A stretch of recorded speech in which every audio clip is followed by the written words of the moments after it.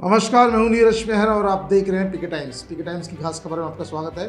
पश्चिम बंगाल में first phase की 152 सीटों पर और तमिलनाडु में सभी 234 सीटों पर मतदान शुरू हो चुका है और मतदान जोश से डाले जा रहे हैं। सवेरे 9 बजे तक बंगाल की बात करें तो 19%, तमिलनाडु में 18% वोटिंग हो चुकी है। 12 बजे की बात करें तो बंगाल में लगभग 25% से ज़्यादा और तमिलनाडु में लगभग 27% वोटिंग हो चुकी है।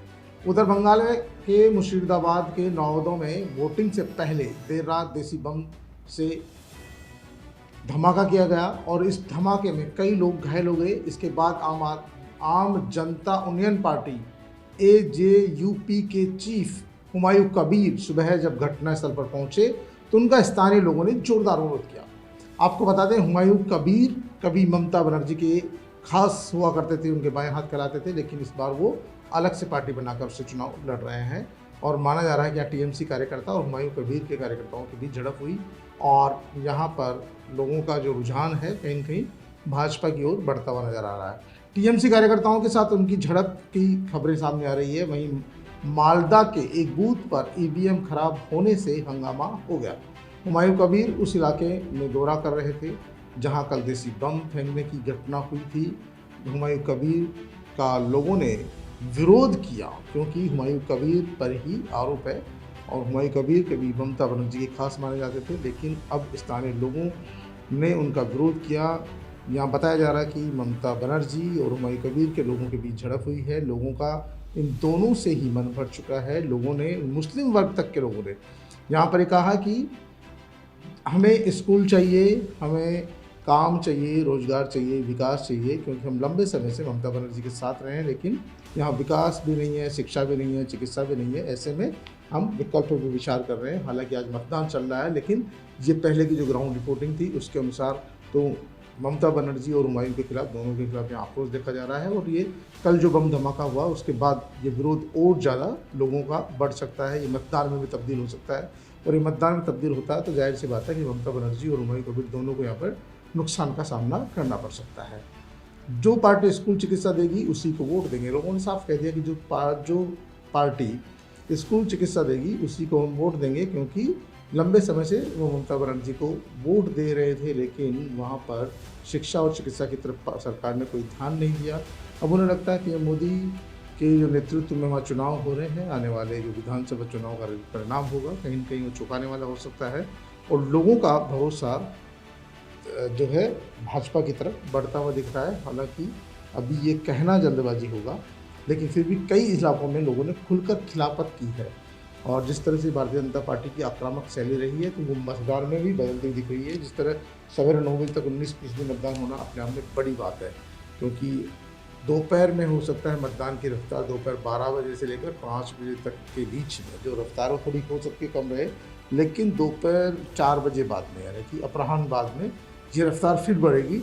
और पहले जो अगर यहाँ का रुझान देखा जाए तो पूर्व में भी यहाँ पर जो है मतदान अच्छा संख्या में हुआ है और पूरे राज्य में सुबह से पोलिंग बूथों पर लंबी लंबी कतारें देखी गई है और लोग, यहाँ महिलाओं में खासा उत्साह देखा गया है, क्योंकि लोग जो दूर प्रदेशों में रहते थे, दूसरे प्रदेशों में, वो अपना कामकाज छोड़कर अपने वोट की वैल्यू पहचानने के लिए, अपने वोट की ताकत दिखाने के लिए पश्चिम बंगाल पहुंचे हैं और ऐसे में वहाँ जो महिला मतदाताओं की संख्या बूथ केंद्रों पर बहुत ज़्यादा देखी गई है।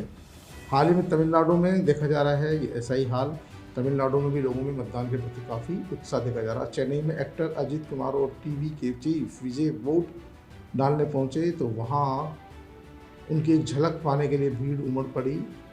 TVK के जो अभिनेता है उनके प्रति जिस तरह की भीड़ उमड़ी है उनकी रेडियो में, चुनावी सभाओं में, बूथ पर वो कितना वोट खींच पाते हैं इस पर उनका सब कुछ निर्भर करता है। राजनीतिक कैरियर निर्भर करता है, जिस तरह से उनकी जो फिल्म सितारा दुनिया रही है और जिस तरह पूरे चुनाव में वो आकर्षण का केंद्र रहे हैं, उनकी सभाओं में जिस तरह से भीड़ उमड़ी है, जिस तरह उन्होंने अपना चुनावी घोषणा पत्र तैयार किया है और जारी किया है, उसके बाद माना जा रहा है कि वो जो कहीं न कहीं जो DMK ADIMK का गणित खराब कर सकते हैं। देखना ये कि कितनी सीटें ले जा पाते हैं। हालांकि लोगों का कहना है कि जो वहाँ पे भाजपा और जो है टीवीके की ज़्यादा स्थिति अच्छी रहने वाली नहीं है। तमिलनाडु में स्टालिन की पार्टी काफ़ी मजबूत स्थिति में नज़र आती है। कई बूथ पर भीड़ के कारण अफरा तफरी का माहौल भी देखा गया। बंगाल में मुख्य मुकाबला टीएमसी और बीजेपी के बीच ही है। बंगाल की बात करें तो भारतीय जनता पार्टी ने पूरी ताकत लगा रखी है। आज मतदान के दिन भी टीएमसी और भाजपा के कार्यकर्ताओं के बीच ही यहाँ मुठभेड़ देखी जा रही है, यहाँ पर रस्साकसी देखी जा रही है। दोनों पार्टी के कार्यकर्ता अपने अपने कार्यकर्ताओं को बूथ तक खींच कर लाने की कोशिशों में जुटे हुए हैं। भाजपा ने भी पूरी ताकत लगा रखी है तो टीएमसी ने भी अपनी सरकार बचाने के लिए पूरी जान झोंक रखी है। यहाँ कांग्रेस और जो दूसरी पार्टियां हैं वो बस नाम के लिए चुनाव लड़ रही है और यहाँ पर बूथों पर वेबकास्टिंग लाइव मॉनिटरिंग के जरिए चुनाव आयोग निगरानी रख रहा है, क्योंकि सबसे ज़्यादा फोकस यहाँ पर चुनाव आयोग का है।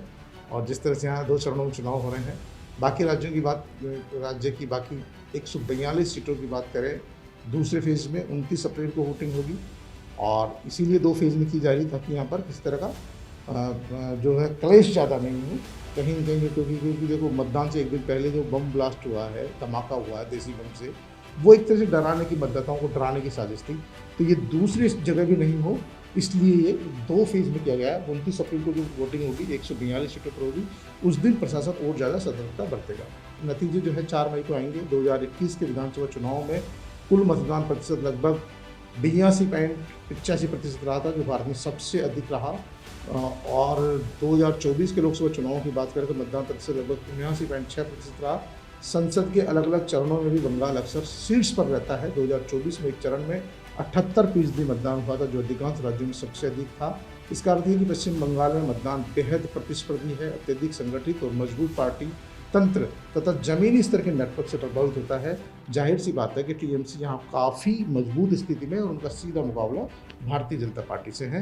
तो अभी जो मतदान हो रहा है 12 बजे तक के लगभग, वो उससे सभी पार्टी के कार्यकर्ता खुश है और सब अपने अपने पक्ष में मानकर चल रहे हैं। लेकिन जैसे जैसे समय बढ़ता जाएगा, दोपहर के समय हो सकता है मतदान कम हो, लेकिन शाम के बाद में मतदान प्रतिशत और बढ़ेगा और दोनों ही पार्टियों का दावा है कि मतदान 80% के लगभग जा सकता है।